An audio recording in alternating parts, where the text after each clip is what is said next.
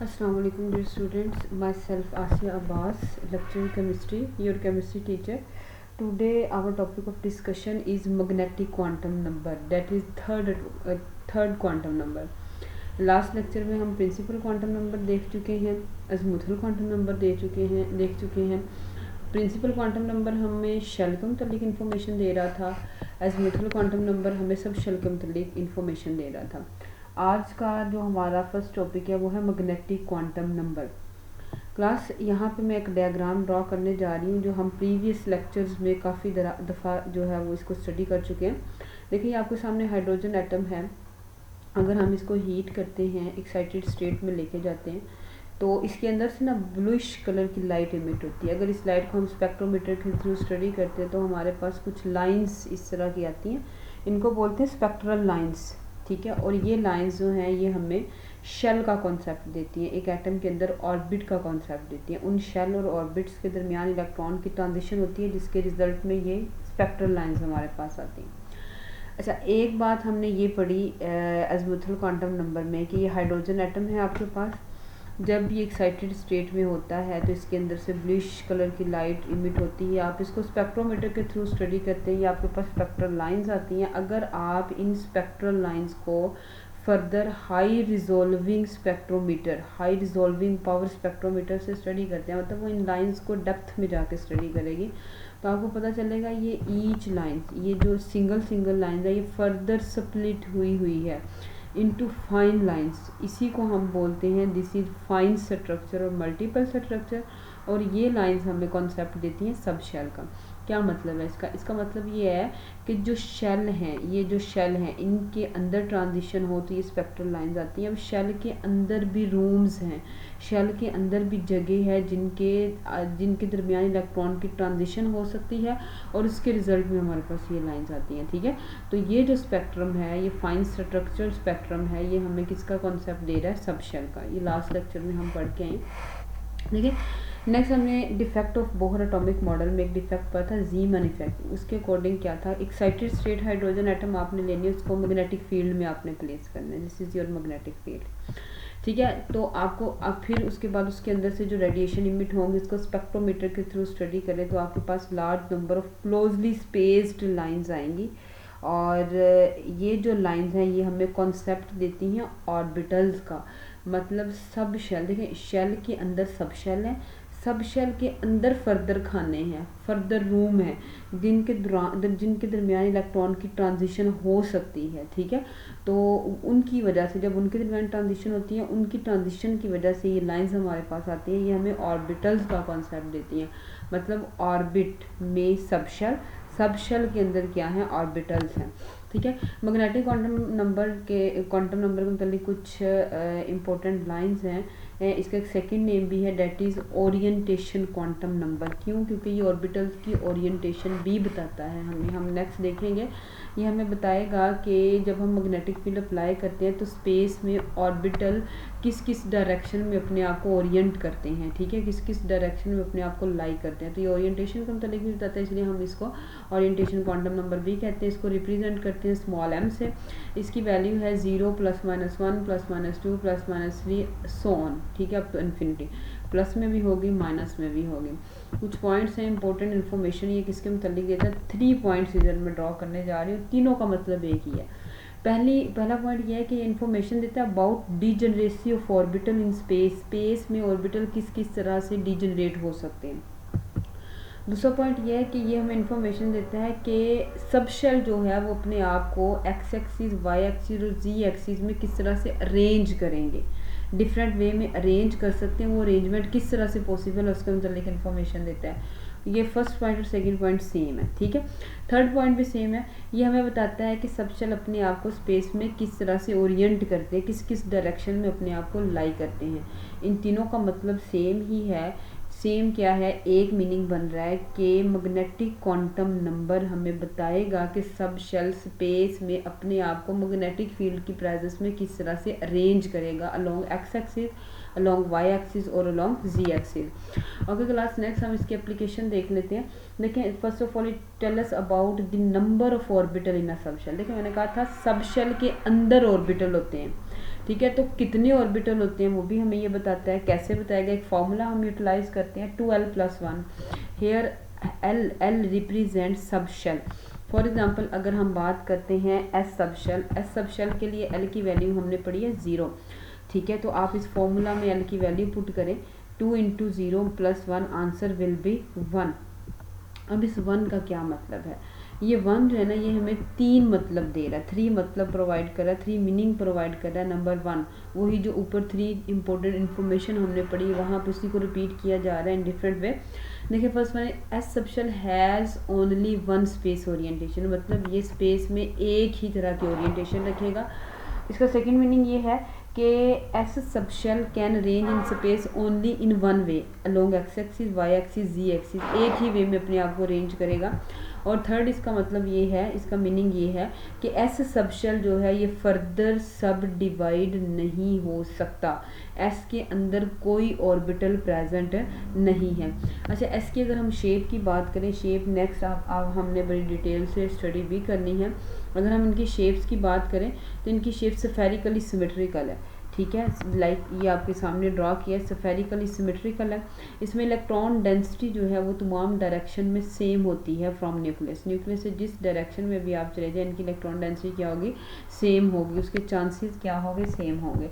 अच्छा class, next हमारे पास P sub shell है। हम देखते हैं पी सब शेल के अंदर कितने ऑर्बिटल प्रेजेंट हो सकते हैं। तो पी के लिए आप सबको पता है, लास्ट लेक्चर में मैंने आपको बताया था एल की वैल्यू 1 होती है। आप इस फॉर्मूला में 1 पुट करें, 2 × 1 + 1 = 3।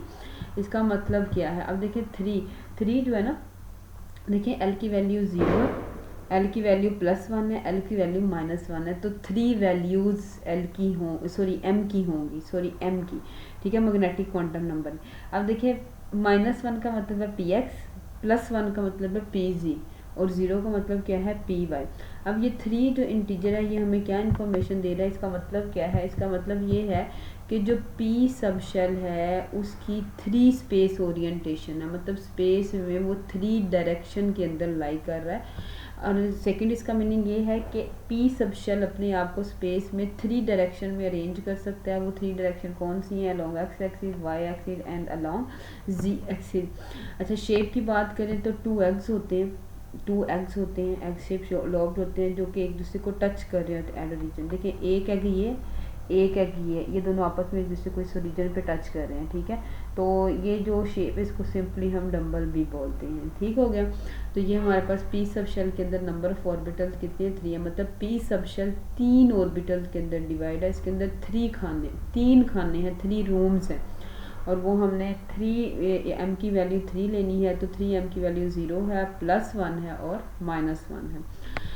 अच्छा क्लास, नेक्स्ट हमारे पास है डीजेनरेट ऑर्बिटल्स किसे बोलते हैं, डीजेनरेट ऑर्बिटल्स। देखें अभी ये जो कॉन्सेप्ट आपके पास आया है ना ऑर्बिटल्स का, ये px, py, pz का, इसको ज़रा तवज्जो से सुनना। ये आया है in the presence of magnetic field. अगर मैग्नेटिक फील्ड है तो सब शेल, कौन सा sub shell, p sub shell, ये डीजेनरेट हो जाएगा, ये टूट जाएगा किसके अंदर, 3 ऑर्बिटल्स के अंदर, इन the presence of magnetic field. अगर मैग्नेटिक फील्ड नहीं है, इस बात को तवज्जो से सुनना है, अगर मैग्नेटिक फील्ड नहीं है तो पी ही रहेगा, ये 3 ऑर्बिटल में नहीं स्प्लिट होगा। तो यहाँ से देखिए हमारा नेक्स्ट कॉन्सेप्ट है degenerate orbitals in the absence of magnetic field. All the 3 orbitals have same energy. P जो सब शेल है उसके तीनों ऑर्बिटल px, py, pz उनकी सेम एनर्जी है। इनको हम क्या बोलते हैं, डीजेनरेट ऑर्बिटल, मतलब ऐसे ऑर्बिटल जिनकी एनर्जी क्या है, सेम है।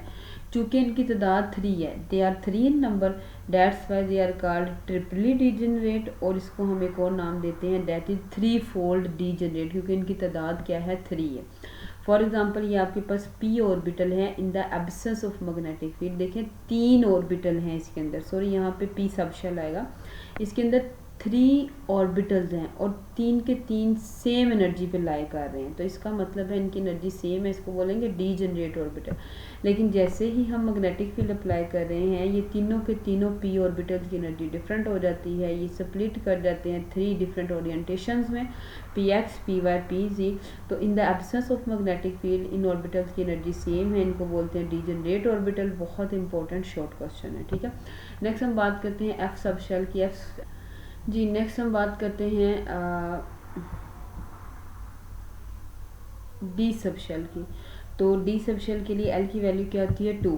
तो अगर हम इसको फॉर्मूला में पुट करें 2 × 2 + 1 = 5 means that d sub shell के अंदर 5 रूम्स हैं, 5 खाने हैं जिसके दरमियान इलेक्ट्रॉन की ट्रांजिशन हो सकती है।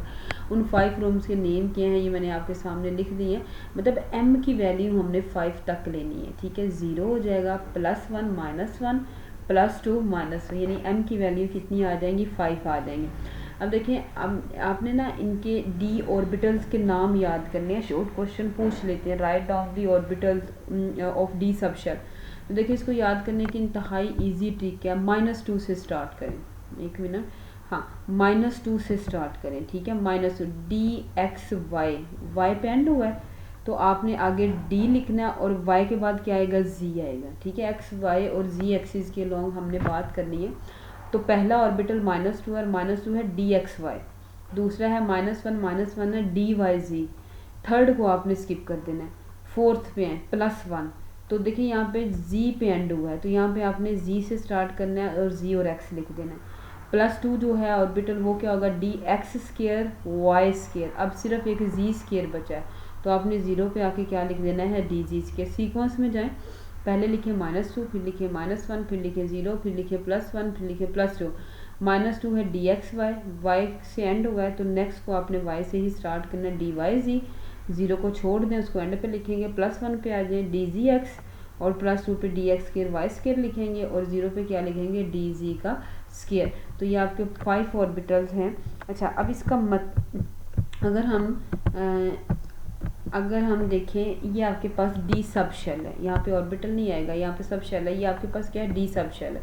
अगर इन the presence of magnetic field देखते हैं तो ये डी सब शेल स्प्लिट हुआ है 5 ऑर्बिटल्स में, that is dxy, dyz, dzx, dx² y² और dz²।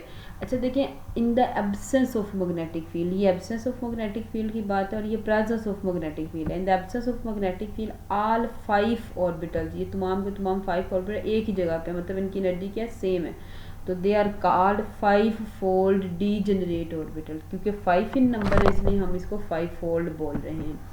नेक्स्ट हमारे पास ऑर्बिटल आ जाता है, सॉरी सबशेल आ जाता है, एफ सबशेल। तो क्लास एफ सबशेल के लिए जो आपने एल की वैल्यू पढ़ी थी, एक मिनट, हाँ जी वो थी 3। तो आप इस 3 को इस फॉर्मूला में पुट करें, 2 × 3 + 1 = 7। मतलब m की वैल्यू 7 तक है, मतलब 0 ±1 ±2 ±3। तो ये इसका जो स्ट्रक्चर होता है वो कॉम्प्लिकेटेड होता है, आपके सिलेबस का पार्ट नहीं है, तो हम इसको इतनी डिटेल में स्टडी नहीं करेंगे। नेक्स्ट क्लास हमारे पास इसकी सेकंड एप्लीकेशन है। फर्स्ट एप्लीकेशन थी number of orbital in a subshell. तो अगर आपसे MCQs पूछा जाता है कि ऐसे सबशेल में नंबर ऑफ ऑर्बिटल्स कितने हैं, तो आपने 2l + 1 फॉर्मूला इस्तेमाल करना है। सेकेंड एप्लीकेशन इसकी number of electron in an orbital. देखें अभी तक आप ऑर्बिटल जो पढ़ के आए हैं, s ऑर्बिटल पढ़ के आए हैं, px पढ़ के हैं, py pz पढ़ के हैं फर्स्ट एप्लीकेशन में, dxy dyz dzx dx² y² dz², ये सारे ऑर्बिटल पढ़ के हैं। अब वो कहते हैं कि number of electron in an orbital कितने हैं। तो क्लास आपने याद रखना है कि एक ऑर्बिटल में मैक्सिमम 2 इलेक्ट्रॉन्स आ सकते हैं। तो कहते हैं orbital always have maximum 2 electrons with opposite spin, इसकी स्पिन अपोजिट होगी। देखें ये हमारे पास ऑर्बिटल ऐसा है जो कम्प्लीटली फिल्ड है, एक जो है इलेक्ट्रॉन की डायरेक्शन अप साइड है, दूसरी क्या है डाउन साइड है, यानी कि इनकी स्पिन क्या है अपोजिट है। अच्छा नेक्स्ट ये आपके पास एक ऑर्बिटल है जिसमें 1 इलेक्ट्रॉन, इसको बोलते हैं हाफ फिल्ड ऑर्बिटल, और ये ऑर्बिटल आपके पास एम्प्टी है, बिल्कुल खाली है। तो ऑर्बिटल एम्प्टी भी हो सकता है, अगर इसमें 1 इलेक्ट्रॉन तो उसको हाफ फिल्ड कहेंगे, अगर इसमें 2 इलेक्ट्रॉन इसको कम्प्लीटली फिल्ड कहें। तो मैक्सिमम नंबर ऑफ इलेक्ट्रॉन्स एक ऑर्बिटल में कितनी आ सकती है, 2 आ सकती हैं। थर्ड इसकी एप्लीकेशन है number of orbital in an orbit और शेल। देखिए फर्स्ट एप्लीकेशन थी सब शेल में कितने ऑर्बिटल हैं, अब सेकंड एप्लीकेशन थी number of electrons in an orbital, third application है कि एक शेल में नंबर ऑफ ऑर्बिटल कितने हैं, तो उसके लिए एक फॉर्मूला है डेट इज एन स्क्वायर। देखिए हम किस शेल की बात करें, फॉर एग्जांपल हम के शेल की बात करें, n इज इक्वल टू 1, यानी कि हम किसकी बात करें, के शेल की, तो आप n की जगह पे क्या लिख दें, 1 लिख दें, तो 1 का c इज इक्वल टू 1, यानी कि जो आप फॉर एग्जांपल ये आपके पास न्यूक्लियस है और ये आपके पास के शेल है, तो के शेल में नंबर ऑफ ऑर्बिटल कितने होंगे, 1, वो ऐसे है, वो आप लास्ट लेक्चर में भी पढ़ के हैं। ये आपके पास एल शेल है, तो एल शेल के लिए एन की वैल्यू क्या होती है 2, यहाँ पे 2 पुट करें, 2 का स्क्वायर इज इक्वल टू 4, तो यहाँ पे नंबर ऑफ ऑर्बिटल कितने होंगे 4। आपने लास्ट लेक्चर में पढ़ा था यहाँ पे एक होगा 2s सब शेल और दूसरा कौन होगा 2p सब शेल, और आप सबको पता है p के अंदर नंबर ऑफ ऑर्बिटल 3 होते हैं, तो 3 इसके हो गए और 1 ये, तो टोटल कितने हो गए 4। इसी तरीके से अगर हम m शेल की बात करेंगे तो उसमें नंबर ऑफ ऑर्बिटल टोटल कितने होंगे अकॉर्डिंग टू दिस फॉर्मूला 9। तो ये हमें जो मैग्नेटिक क्वांटम नंबर है ये हमें number of orbitals in shell बताता है, नंबर ऑफ ऑर्बिटल इन सब शेल भी बताता है, number of electron in orbital भी बताता है। ठीक है क्लास, नेक्स्ट हमारे पास है fourth and last quantum number, बहुत इंपॉर्टेंट है, बड़ा कॉन्सेप्चुअल है और बहुत ही मजे का, स्पिन क्वांटम नंबर। देखिए स्पिन क्वांटम नंबर जो है ना, इसका श्रोडिंगर वेव इक्वेशन से कोई कंसर्न नहीं है। पहले 4 में से जो फर्स्ट 3 क्वांटम नंबर हैं वो श्रोडिंगर वेव इक्वेशन से ड्राइव हुए हैं, spin quantum number Schrodinger wave equation से ड्राइव नहीं हुआ। इसका कॉन्सेप्ट कैसे है वो आपने ज़रा समझना। अल्कली मेटल आप सबको पता है, अल्कली मेटल है lithium, sodium, potassium, rubidium, caesium, francium, ये आप कॉन्सेप्ट पढ़ते हैं, हाली ने की रब से फरियाद, ये वही वाला ग्रुप है। अल्कली मेटल के ना आउटर मोस्ट शेल में ऑर्बिट में एक ही इलेक्ट्रॉन होता है। फॉर एग्जांपल आपके पास ये मैंने सोडियम का एटम ड्रॉ किया है, फर्स्ट शेल में 2 इलेक्ट्रॉन है, सेकंड में 8 है, लास्ट जो आउटर मोस्ट है उसमें कितने हैं 1 इलेक्ट्रॉन। तो कहते हैं अल्कली मेटल के आउटर मोस्ट शेल में 1 इलेक्ट्रॉन है। सोडियम का एटॉमिक नंबर 11 होता है, जिसके अंदर नंबर ऑफ इलेक्ट्रॉन भी 11 होंगे।